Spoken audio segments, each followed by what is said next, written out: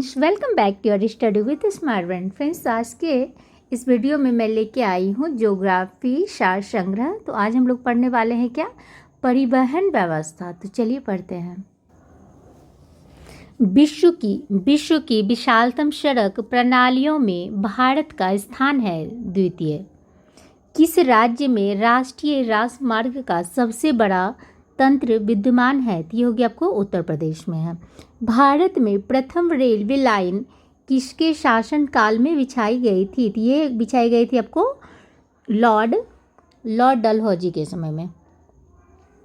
भारतीय रेलवे की सर्वप्रथम रेलगाड़ी गवर्नर जनरल लॉर्ड डलहौजी के शासनकाल में बोरी बंदर मुंबई छत्रपति शिवाजी टर्मिनल से थाने के बीच चली थी। ये कब चली थी? तो ये 16 अप्रैल 1853 को। भारत का सबसे लंबा रेलवे प्लेटफॉर्म कहाँ है? तो ये हो गया आपको गोरखपुर में है। कोंकण रेलवे जोड़ती है किसको? तो रोहा को जोड़ते हैं मंगलुरु को, रोहा और मंगलुरु को जोड़ते हैं। काराकोरम राजमार्ग जिन्हें जोड़ता है पाकिस्तान और अफगानिस्तान। किस शासन को ग्रैंड ट्रंक रोड के निर्माण का श्रेय दिया जाता है? तो ये जाया जाता है आपको शेरशाह सूरी को जाया जाता है।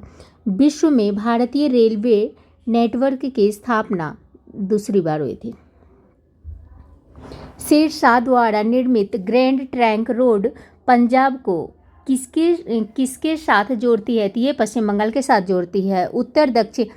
उत्तर दक्षिण तथा पूर्व पश्चिम गलियारे मिलते हैं कहाँ पे? तो झांसी में मिलते हैं। भारतीय रेल को कितने क्षेत्रों में विभक्त किया गया है? तो ये 17 में किया गया है। दक्षिण पश्चिम रेलवे का मुख्यालय कहाँ है? तो ये हो गया आपको हुबली में। पूर्व मध्य रेलवे का मुख्यालय कहाँ पर है? तो ये हाजीपुर में है। भारत में प्रथम विद्युत ट्रेन कब चली थी? तो ये 1925 में चली थी। भारत की प्रथम विद्युत संचालित रेलगाड़ी थी कौन? तो डेक्कन क्वीन। भारत के किस नगर में 2 रेलवे जोन का मुख्यालय है? तो ये होगी आपको मुंबई और कोलकाता में। इंडियन एयरलाइंस का मुख्यालय कहाँ स्थित है? तो ये दिल्ली में है। एयर इंडिया का मुख्यालय कहाँ स्थित है? तो ये मुंबई में है। नेताजी सुभाष चंद्र बोस अंतर्राष्ट्रीय हवाई अड्डा कहाँ है? तो ये कोलकाता में है। भारत में कितने मुख्य बंदरगाह हैं? तो ये 13 मुख्य बंदरगाहें हैं। भारत की तटरेखा पर अच्छे पोताश्रय की कमी क्यों है? तो ये हो गया आपको तटरेखा प्रायः सीधी और सपाट है इसलिए। किस बंदरगाह को भारत का प्रवेश द्वार कहा जाता है? तो ये मुंबई को कहा जाता है। भारत का सबसे बड़ा बंदरगाह कौन सा है? तो ये हो गया आपको मुंबई।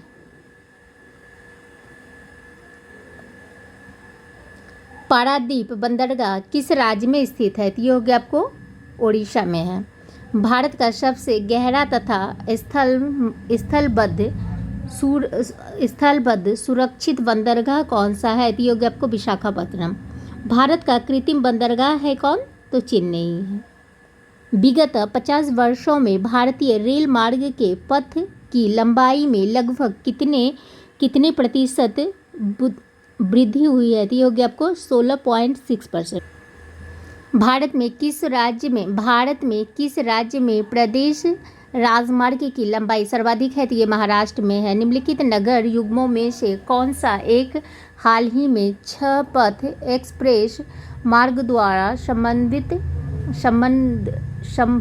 संबद्ध किया गया है? तो ये हो गया आपको मुंबई तथा पुणे। नेक्स्ट क्वेश्चन क्या है? तो भारत की पहली रेलवे लाइन किस स्थानों के बीच कब बनी है? तो ये कब बनी है? तो ये मुंबई से थाने के बीच बनी है 1853 में। देश में देश में माल परिवहन के लिए कौन सबसे बड़े माध्यम के रूप में प्रयुक्त होता है? तो ये हो गया आपको रेलवे होता है। पहिए और एक्सेल बनाने वाली रेलवे यूनिट कहाँ अवस्थित है? ये बंगलोर में है। प्रथम संपर्क क्रांति ट्रेन चली कहाँ पे? तो दिल्ली में चली, उसके बाद बेंगलोर के मध्य चली। कौन सा संगठन भारत की विभिन्न रेलगाड़ियों में प्रावस्था प्रथा में इंटरनेट तथा टेलीफोन सुविधाएं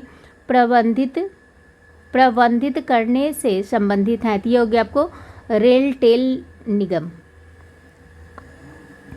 पूर्व रेलवे के बंटवारे के पश्चात हाजीपुर के आंचलिक कार्यालय का नाम क्या हुआ? तो ये हो गया आपको पूर्व मध्य रेलवे।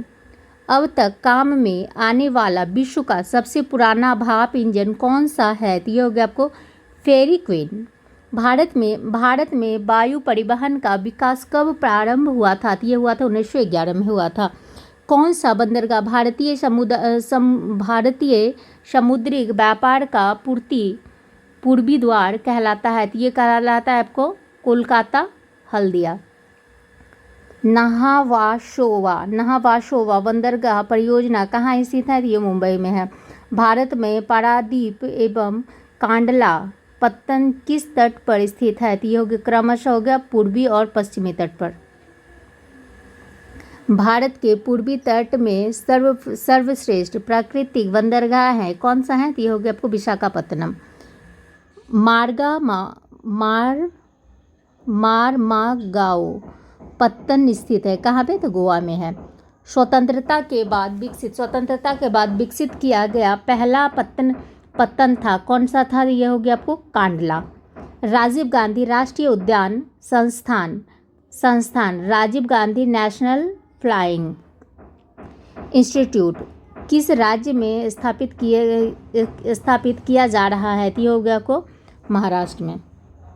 देश का सबसे लंबा आंतरिक जल मार्ग कौन सा है? तो ये हो गया आपको इलाहाबाद हल्दिया।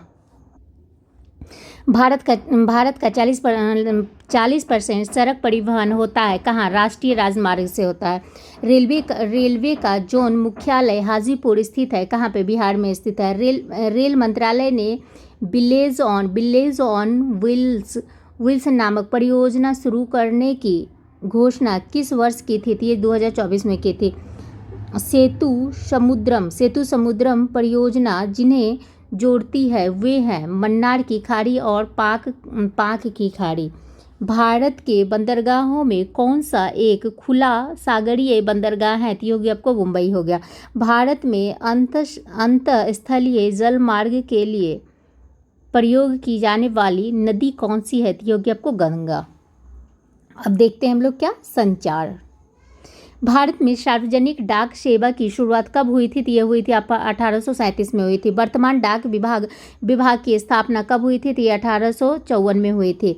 विश्व में सबसे अधिक डाकघर किस देश में है? तो ये भारत में है। भारत में पहला डाक टिकट कब मुद्रित हुआ था? तो ये हुआ था 1854 में हुआ था। भारत में प्रथम डाक टिकट किस गवर्नर जनरल के कार्यकाल में शुरू हुआ था?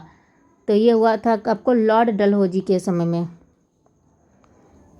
डाकघर बचत योजना का शुभारंभ कब हुआ था? तो ये हुआ था आपको 1885 में हुआ था। भारत में पिन कोड प्रणाली की शुरुआत कब हुई थी? तो ये हुआ था आपको 1972 में हुआ था। भारत में स्पीड पोस्ट सेवा कब प्रारंभ हुआ था? तो ये 1986 में हुआ था।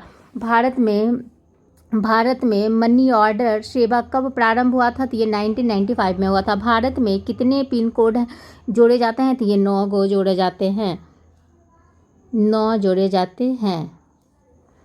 डाक सूचकांक में कुल कितनी संख्याएं होती हैं? तो ये 6 होती हैं। ग्रीन चैनल क्या है? तो स्थानीय पत्रों के लिए डाक सेवा। भारत में एसटीडी सेवा कब और किन नगरों के मध्य प्रारंभ हुई है? तो ये हो गया आपको 1960 ईस्वी में लखनऊ कानपुर के मध्य। कुरियर सेवा से प्रतिस्पर्धा के लिए भारतीय डाक विभाग ने द्रुत डॉक सेवा का आरंभ कब किया था? तो ये किया गया था आपको 1986 में। तो अब हम लोग देखते हैं क्या, जनसंख्या। इसको नेक्स्ट वीडियो में देखते हैं। Thank you.